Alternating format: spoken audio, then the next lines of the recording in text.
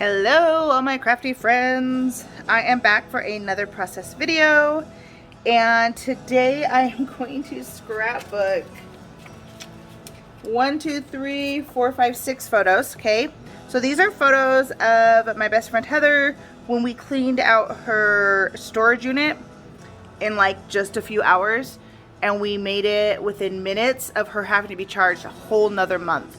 So she decided last minute they were going to move everything out of the storage unit. And when your BFF calls and says, I need help, you go running. So we did it with, like I said, just a few minutes to spare. It was hilarious.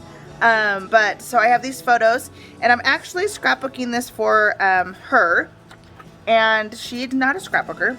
So I made her a book for pages that I'm making her to put in an album that's 8.5 by 11. And so my goal today is to make a 2-page spread that's 8.5 by 11 using these photos, 6 photos. And then I went and pulled, because there's purple and pink in our shirts, I went and pulled 2 collections that I have. I have Making Waves and Little Dreamer, because I felt like they're very interchangeable. And so I went through and I already pulled out a few things, some scraps and such that I feel like maybe I'll use, and I'll create a double page 8.5 by 11 spread. So let's see what I can do. Okay, so the first thing I am going to do is take these 2 pieces of Glacier Blue and trim them down to the 8.5 by 11 to be my backs, the paper page backs, whatever you want to call it. Oh my gosh. And then I'm going to take out my photos and kind of lay them out on the page and realize, okay, these are way too big, way too many photos. So instead of just using them as is, I start trimming them down to other sizes that I might be able to use. So I do trim down 3 of them to 3x4, and then I think 3 of them, maybe 4 of them, which they don't all stay that way, so there's that. And then I actually take that photo out because this photo shows them standing in front of the empty storage unit, so I thought that one was better for the page. And then this I trimmed down to a 4x4, but I end up trimming it down to a 3x4, and then there's a 3x4 of just Heather and I right there, and I end up trimming that down to a 3x3 as well, just to let it, or to make it work better on my page.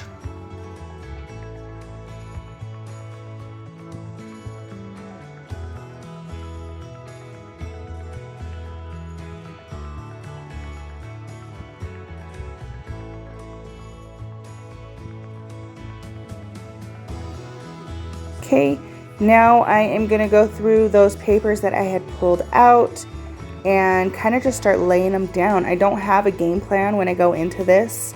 The only thing I know is that I wanted to use that circle that was already cut out of the paper. And so that's the first thing I lay down on the page. And then I just start going through the scraps and start trimming them down and laying them on the page and just slapping them where I think that they'll go best. They don't always stay exactly where I put them at the beginning, but it turns out pretty good. Now I love that zip strips come on our paper. This polka dot, purple polka dot, has a zip strip still attached. It has that fun stripe, and I love using the zip strips as part of my paper without having to trim them down. It saves me on cutting, it saves me on a lot of stuff. So, and then it still gives a cute extra to your page, and I absolutely love that. This is where I'm going to trim those 2 photos down even more.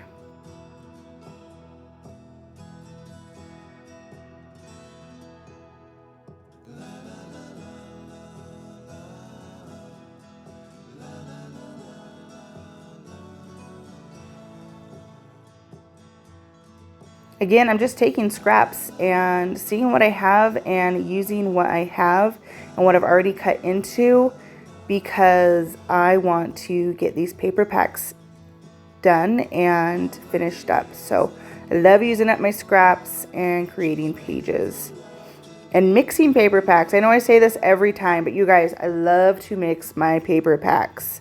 Our paper collections go together so well, and there's nothing better than to go through what you have left over, some scraps, and mix them up so that you can get them used up. Because there's not always, every time you finish a paper pack, there's not always enough to do a page. And so when you mix in other paper packs, it helps that page kit or that paper pack go even further, which I love. I'm going to take this PML card. I love that these old PML cards came where it was vertical on one side and horizontal on the other, because I really wanted it today, but when I was looking at it, it was going the other way. And then I flipped it over and I was like, oh yeah, I can flip it over and it'll fit perfect. So I really enjoyed the way that that came together. And then I did trim off the rest of that zip strip just because I felt like I needed to bring it to the other page. And I end up, it doesn't stay there, I end up trimming it down to look like a piece of washi tape and put it over the top of this photo right here. Okay, then I'm going to pull out some of my embellishments, see what I have and what I want to use. When I first went through these, I saw this believe and I was like, oh, we totally need to put that on there, because we did not believe we were going to get it done, but we did it. And so the title of this page is Believe in Yourself, and rightfully so. We did it. We did it. Okay, I'm gluing this photo down on some glitter paper. And you guys, glitter paper is hard to get stuff to stick to it. So the thing that I find best to glue down stuff onto glitter paper is my score tape. I get this off of Amazon and it works wonders. So score tape for your glitter paper. Then I'm just going to start gluing all the pieces down.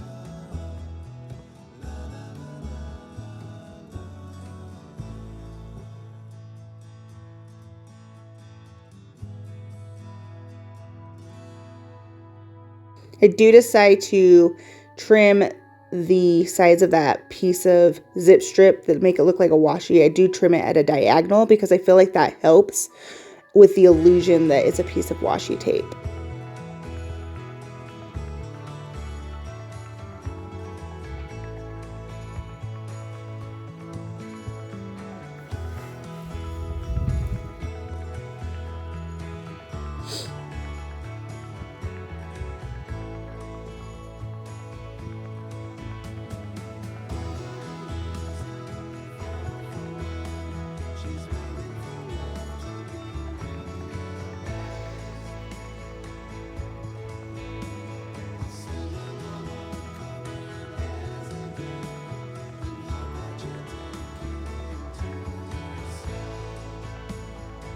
So I go to glue down these photos, right? And I hold them next to each other to line them up so they're straight, right?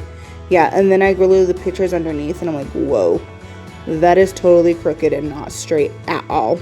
So I end up having to pull up and reposition them. So I'm really glad I didn't push down hard on my adhesive, because it was still fairly easy to pull those up. Oh my gosh, you guys, it was so crooked. And usually I'm not very like, what's the word? Like, I don't care if it's crooked or off a little. I'm not a perfectionist that way. But it was really bad. And if it's throwing me off, it's bad. So I did use that glitter paper behind one of my photos on the left page. And so I felt like I needed to bring some more of that glitter over, which I found this banner piece to use. And then that little tag I put down does say smile. And it ends up moving. It doesn't stay there because that's where I decide to put the banner.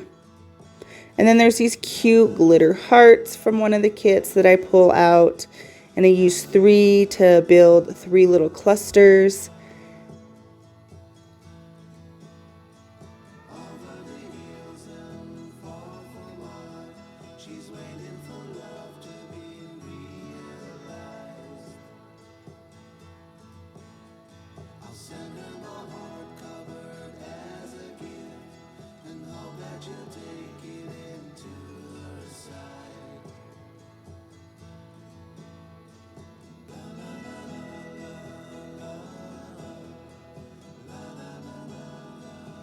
find this cute cloud. I use some 3D foam tape to pop up on the page. And just start gluing down all of my embellishments. Now after I glue all my embellishments down and I look at the page, I'm like, okay, this page needs something. What does it need? And it needed some kind of distressing. And so since I'd already glued everything down, my typical go-to is to do my squiggle lines. And so I do end up grabbing out my journal pen and doing my trusty journal lines or squiggle lines.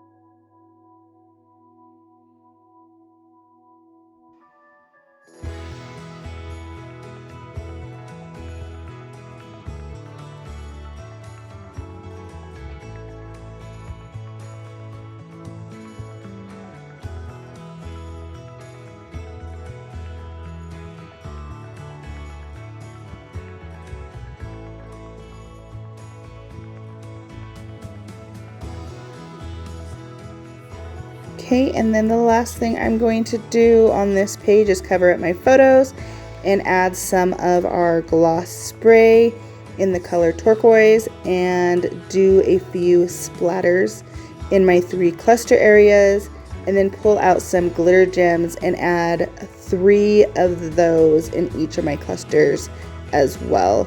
And that's going to finish off my page. Thank you for watching. If you like this video, please give me a thumbs up. If you would like to see more like it, then hit that subscribe button and the bell to get notified when I load more videos up. I'm hoping to get a lot more loaded and be more consistent now that I'm getting better at my videos and used to the editing and all that fun. So I do appreciate you guys helping my channel grow. And again, if you are interested in any Close to My Heart products, you can visit my website, scrapwithamber.closetomyheart.com. And again, thanks for watching. Bye.